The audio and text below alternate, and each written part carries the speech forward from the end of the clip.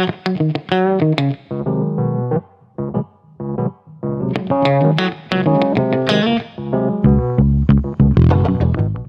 you ever come home after a long day and wanted to tell someone everything you did? Your morning coffee, your commute, that funny thing that happened at work, but you just did not have the right words in English? I know exactly that feeling. You have so much to say, but the English just gets stuck somewhere between your brain and your mouth. Yes, and today we are going to fix that. By the end of this episode, you will be able to talk about your whole day in natural, confident English. We promise. And not boring textbook English. Real English. The kind you hear from native speakers every single day. Hello, everyone, and welcome back to English Unleashed for All, the channel where we believe every single person in this world deserves to speak English with confidence and joy. I am Alice. And I am Mark. And we are so happy you are here with us today. Seriously, every time we record a new episode, I feel excited because I know someone out there is going to have a little light bulb moment. I love those light bulb moments. Have you ever had one, Mark, where suddenly something just clicks? Oh yes, many times. For me, it was when I finally understood contractions. Like instead of saying, I do not, you just say, I don't. That tiny change made me feel so much more natural. That is such a great example. And today we are going to give our listeners lots of those moments. We are talking about daily routines, the things we do every day, and how to talk about them in beautiful, flowing English. But first, if you are new here, welcome. Please click the subscribe button right now. It is free, and it means every time we post a new lesson, you will be the first to know. And if you are coming back, hello again, friend. We missed you. Please hit the like button for us. It really helps more people find this channel and join our community. Okay, Alice, are you ready? Because I have been looking forward to this episode all week. I am so ready. Let us begin. Mark, let's start from the very beginning of the day. Tell me honestly, what is the very first thing you do when you wake up in the morning? Honestly, the very first thing I do is reach for my phone. I know. Everyone says you shouldn't do that, but I check the time, check the weather, see if I got any messages overnight. It takes maybe 2 minutes. You and the whole world, Mark. I do the same thing, but then I feel guilty about it for the rest of the morning. Exactly. Okay, so after the phone check, I drag myself out of bed. That's a great phrase for our listeners, to drag yourself out of bed. I love that phrase. It is so honest. Not everyone jumps out of bed like a superhero, right? No one does. That's only in movies. So I drag myself out of bed, and then I head straight to the bathroom. I wash my face, brush my teeth, and then I take a shower. Okay, wait, shower in the morning or shower at night? Because this is actually a very big debate online. People have very strong opinions about this. Morning, 100%. I cannot start my day feeling like I didn't shower. It wakes me up. What about you? I am a morning shower person too, but I know people who say the night shower is better because you go to bed clean, and I understand that too. There's no wrong answer, honestly. So after my shower, the next thing on my routine is breakfast. And here's something interesting. Do you think breakfast is the most important meal of the day? Oh, this is a great question for our viewers. Mark, let them think about it. Viewers, do you eat breakfast every day? Tell us in the comments. And while you think, let me tell you about my morning. So my morning starts a little differently. I wake up and the first thing I do, before phone, before anything, is drink a big glass of water. Oh, that is very healthy, Alice. I should do that too. It really helps. I read that your body loses water while you sleep, so drinking water first thing rehydrates you, and it actually wakes you up better than coffee. Well, almost better than coffee. Nothing is better than coffee. But go on, tell us more. So after my water, I do a very short exercise routine, maybe 10 minutes. Some stretching, a little yoga, nothing crazy. I'm not running a marathon at 6 in the morning. 10 minutes of yoga sounds very peaceful, actually. I always say I'm going to do that, and then I never do it. It is all about building the habit, Mark. You know the saying, start small. Even 5 minutes counts. You are right. Okay, so you have done your water, your yoga, then what? Do you make breakfast, or do you go straight to getting ready? I get dressed first, actually. I like to be fully ready before I eat so I'm not rushing. And then I make a simple breakfast, usually some toast with peanut butter and a banana, and my coffee, of course. That sounds like a good breakfast. I'm more of an eggs person myself. I make scrambled eggs almost every single morning. It has become very automatic for me. Automatic. Oh, that's a nice word. We can also say we do things on autopilot. Yes, I make my breakfast completely on autopilot. I could probably do it with my eyes closed at this point. Please do not try that. Okay, so Mark, now that we have talked about our mornings, let's give our viewers a little challenge. Oh, I like challenges. What are you thinking? Describe your morning routine using the phrase first, then, after that, and finally. These are called sequencing words, and they make your English sound very organized and natural. That is perfect. For example, first, I wake up and check my phone. Then, I shower. After that, I make breakfast. Finally, I leave for work. Simple, but very effective. Exactly. Now you try it at home. Pause the video right now if you want to and say your morning routine out loud using those 4 words. All right, so we have survived the morning. Now the next big part of anyone's daily routine, getting to work or school. Alice, how do you get to work? So I work from home 3 days a week, which I absolutely love. But on the other 2 days, I take the bus, and I have a whole routine around that too. Interesting. What kind of routine? So I always try to leave the house at least 10 minutes early, because if I miss the bus, the next one is 30 minutes later and I am late. I learned that the hard way. Oh, I learned that the hard way. That is a fantastic phrase. It means you made a mistake or had a bad experience, and that taught you the lesson. Yes, I missed the bus once and I was 20 minutes late to an important meeting. My boss was not happy, so now I always leave early. Never again. I take the train to work, and I actually really enjoy my commute because I use that time to learn.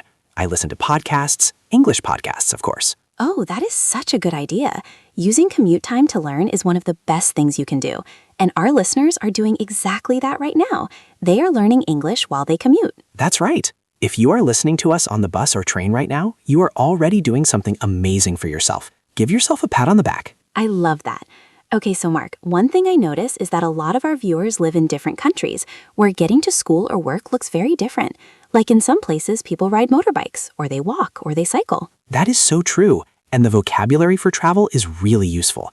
Let's go through some of the most common ways people get around. And you know what's interesting, Mark? The way people commute says a lot about their lifestyle and their city. Like in Tokyo, people ride incredibly efficient trains. In cities like Jakarta, the traffic can be very intense. And in many parts of Africa and Southeast Asia, motorbikes are everywhere. It's fascinating how different the world is. It really is. And no matter how you get to school or work, the important thing is you can now describe it in English. I take the bus. I ride my motorbike. I walk to school. Simple, clear, and natural. Perfect English. Now let's talk about the main part of the day, work and school. Mark, what does a typical day at work look like for you? Well, the first thing I do when I get to the office is make a cup of coffee. I cannot function without it, as we have established. The coffee again. Always the coffee. Then I sit down, open my laptop, and check my emails. I try to answer the important ones first thing in the morning before the day gets busy. That is actually very smart time management. A lot of productivity experts say to do your most important tasks in the morning when your brain is freshest. Exactly. And then I have meetings. The meetings. Some days I feel like my whole job is just sitting in meetings. I think so many people around the world can relate to that. The meetings that could have been an email. So true. But some meetings are actually very useful and necessary. After my meetings, I usually have focused work time. Writing, planning, problem solving. For our viewers who are students, your school day probably looks a little different. You have classes, you take notes, you do exercises, maybe you study with friends. Can you think about one thing you did in school or class today? Oh, I love that you brought in the grammar. Yes, this is a great moment.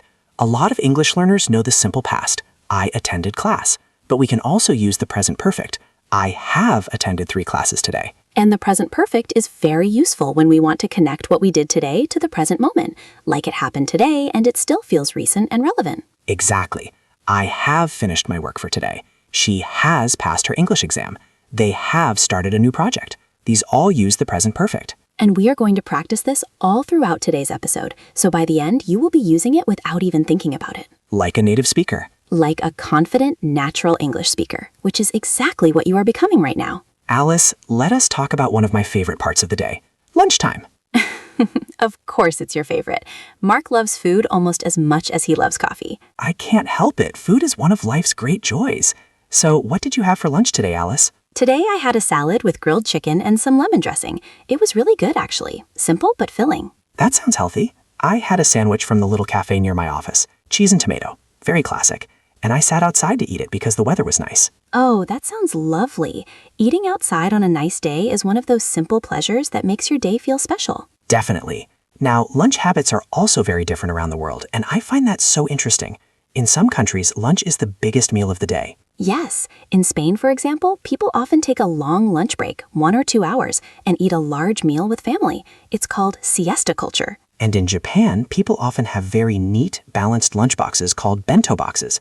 Everything is organized and portioned. And in many parts of the world, people go home for lunch. But in a big city like London or New York, most people eat at their desk or grab something quickly. You know what, Alice? I also want to talk about lunchtime vocabulary because there are some really useful phrases here. Yes, go for it. So at lunchtime, you might say, I'm going to grab a bite to eat. Grab a bite. That means eat something quickly and informally. Or you might say, do you want to join me for lunch? That's a great phrase for inviting someone. It's polite and natural. And if someone asks you what you are doing for lunch, you can say, I'm just having lunch at my desk today. Or I'm going out for lunch with a colleague. A colleague? That's the word for someone you work with. Not a friend, not a boss, just someone at the same workplace as you. All right, lunch is done. Let us skip to the afternoon, because a lot of interesting things happen in the afternoon too. So the afternoon, this is when things can go two very different ways. Either you get a second wind and you are super productive, or you hit the 3 o'clock slump. Oh, the 3 o'clock slump is real. That feeling where your eyes start to feel heavy and you just want to put your head down on the desk. And get a second wind, that means to suddenly feel a new burst of energy after feeling tired. I usually get my second wind around 4 o'clock. That is actually when I do some of my best work. Interesting. I am the opposite. My best work is in the morning. By 4 o'clock, I am ready to finish up and go home. Are you a morning person or a night person? That is such an interesting question because it tells you a lot about how someone thinks about their day. I am definitely a morning person. Early to bed, early to rise. I love the quiet of the early morning before the rest of the world wakes up. I am somewhere in the middle, honestly. I do not mind mornings, but I also stay up quite late sometimes because I get ideas at night and I just have to write them down. That is very creative of you. Okay, so let us fast forward to the evening because the evening routine is just as important as the morning routine. Agreed. So after work, I usually go for a walk. I try to get some fresh air and disconnect from the workday. I find it really helps me relax. Oh, that is such a healthy habit. Walking after work is something more people should do. It's good for both the body and the mind. And then I cook dinner. I am actually quite a good cook, if I do say so myself. Very modest, Mark. What do you usually cook? I like to cook simple things that do not take too long. Pasta is my go-to meal. I can make a really good tomato pasta sauce in about 20 minutes. I love that. My go-to meal is rice and vegetables with some kind of sauce. Easy, healthy, and I can make it while I'm tired from the day. After dinner, I usually watch something, a show or a documentary. I have been watching a lot of nature documentaries lately. The ones about the ocean are stunning. Oh, I love a good documentary. I've been watching a crime drama series. I cannot stop watching it. I always tell myself just one more episode, and then I watch 3. That is called binge watching, and I think every person on Earth has done it. Guilty as charged. Okay, but we should also talk about the important part of the evening, winding down, because how you end your day affects how you sleep and how you feel the next morning. That is so true. Winding down, that means slowly relaxing and preparing your body and mind for sleep. I have a little bedtime routine. I make a cup of herbal tea, I read for about 30 minutes, an actual book, not a screen, and then I try to sleep at the same time every night. Consistency is so important for good sleep. Sleep experts always say that having a regular sleep schedule is one of the most powerful things you can do for your health. And when you sleep well, you wake up feeling refreshed and ready for another great day. It all connects. Okay, Alice. Now let's take a moment and really dig into the grammar that we have been using throughout this whole conversation. Yes, because you may have noticed we've been saying things like, I have eaten, she has arrived, I have finished. And this is the present perfect tense, and it is one of the most useful tenses in all of English. It sounds a little bit scary when you say present perfect tense, but it is really not scary at all once you understand the idea behind it. Exactly. So let us explain it in the simplest possible way. The present perfect is used when you did something in the past, but you are talking about it now. The result or experience is still connected to the present moment. For example, I have eaten lunch. It means you ate lunch earlier today, and now you are not hungry. The past action has a result in the present. And how do we form it? It's very simple. You need two things, the verb have or has, and the past participle of the main verb. So, I have walked. You have eaten. She has called. They have arrived. We have started. And the rule for have versus has, for I, you, we, they, always use have. For he, she, it, always use has. Great. Now let's talk about the negative, because sometimes we want to say we have not done something, and that is very simple too.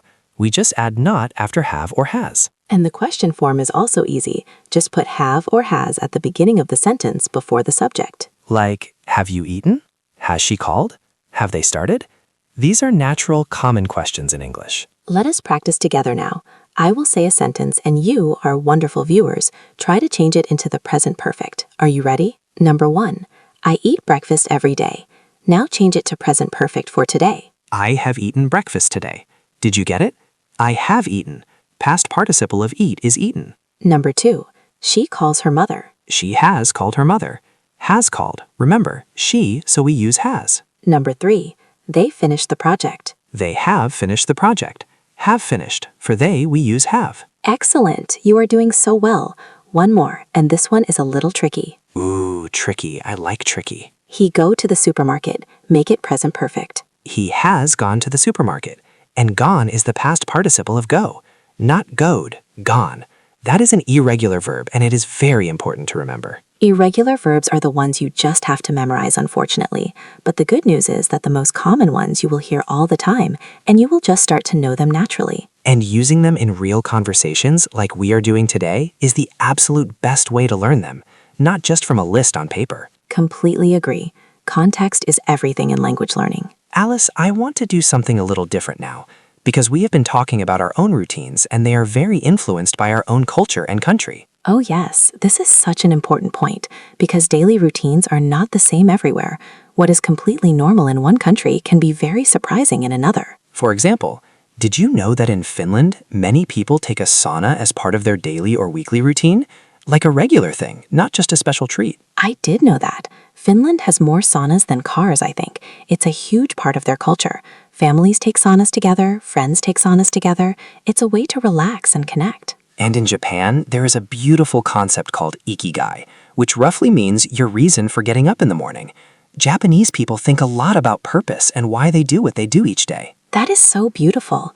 And in many Latin American countries, the afternoon nap, the siesta, is a real tradition, taking a short rest after lunch before continuing with the afternoon. In some countries, especially in the Middle East, the main family meal is dinner, and it happens quite late, 9 or 10 at night. In other countries, dinner at 6 is considered very normal. So it really shows you that there is no one right way to organize your day. Every culture has its own rhythm and wisdom. And I think for English learners, this is actually really useful, because when you travel, work with people internationally, or just make friends online from different countries, understanding these differences helps you connect better. Absolutely. Language and culture always go together. When you learn English, you are also learning to understand and appreciate different ways of living in the world. That is beautifully said, Alice. Thank you, Mark. I try. Now, Mark, one of my favorite things to do is read comments from our viewers, and I want to share because it really touched my heart. Oh yes, please. I love this part. So, a viewer commented on one of our past episodes. She said, I have been learning English for 2 years, and I always felt embarrassed to speak. But after watching your channel, I spoke English for the first time with a real person, and they understood me. I cried happy tears. Oh, wow. That is incredible. That is exactly why we do this. It really is.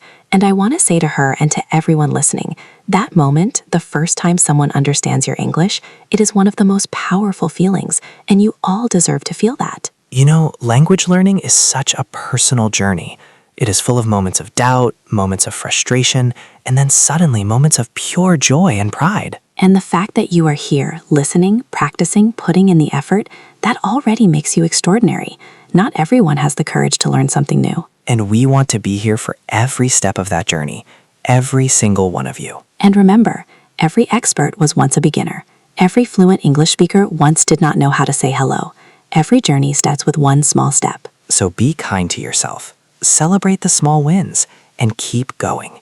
You are doing better than you think. All right, we are getting close to the end of today's episode, But before we go, let's do a quick recap of all the amazing phrases and vocabulary we covered today. Yes, because going over things one more time really helps your brain remember 'em. This is called spaced repetition, one of the best techniques for language learning. So Alice, let's go through the big ones. You say the phrase, I will say a sentence using it. Perfect. First one, drag yourself out of bed. On Monday mornings, I always have to drag myself out of bed. On autopilot. I make my coffee completely on autopilot every morning. Learn something the hard way. I learned the hard way that arriving late to job interviews is a very bad idea. Go-to meal. My go-to meal when I am tired is pasta with tomato sauce. Get a second wind. I felt exhausted after lunch, but I got a second wind around 4 o'clock. Wind down. I always read a book to wind down before going to sleep. And our grammar structure, present perfect. Today, I have learned new English phrases, I have practiced my speaking, and I have become a better English speaker. Beautiful and all true. For everyone listening, I have also becomes a perfect phrase to describe your whole day. Did you get that? If you did, put a star in the comments, a star emoji. It means you have mastered today's lesson. We will be looking for those stars. Well, Mark, I think we've had an incredible conversation today. We really have. We have talked about mornings, commutes, work, lunch, evenings, winding down, grammar, culture, and so much more. And we have done it all in real, natural, beautiful English, which is exactly what this channel is about. I am so proud of everyone who watched and listened all the way to the end. That takes dedication and commitment, and that dedication is going to take your English very far. Before we say goodbye, we have 2 quick things to ask you. Number 1, please subscribe to English Unleashed for All if you haven't already. Press that subscribe button right now. It's free, and it means you will never miss a new lesson. Number 2, leave us a comment. Tell us one thing you have done today using the present perfect. I have cooked dinner. I have studied English. I have helped my family. Anything at all. We read every single comment, and we love hearing about your days and your lives. You are our community, and we are so grateful for each and every one of you. Also, we have a big favor to ask. Share this video with one person. Just one. Maybe a friend who is learning English, maybe a family member, maybe someone in your English class. One share makes a huge difference to our channel. And we have so many more episodes coming. Next week, we are going to be talking about how to describe people, appearance, personality, and character. You do not want to miss it. It is going to be a really fun one. We might even describe each other and see if we agree with what the other person says. That could go very well or very badly. We will see. Okay, everyone, from the bottom of our hearts, thank you for being here today. Keep practicing, keep believing in yourself, and remember, every sentence you speak in English is a victory. Until next time, this is Alice And this is Mark. from English Unleashed for All. See you next time. Bye, everyone.